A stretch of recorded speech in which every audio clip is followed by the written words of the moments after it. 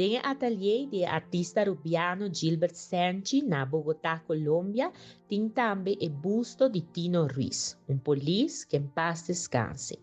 Polis que está perdendo sua vida, fazendo seu trabalho, jovem cumprindo com o serviço na nossa comunidade, a perde sua vida de uma maneira trágica. Essa que segura duele para a nossa comunidade, nós mira a através de uma criação, através de busto, da riba plaza, para assim por recordar não somente o jovem polícia que não, mas também todos que perdem vida, brindando serviço na comunidade.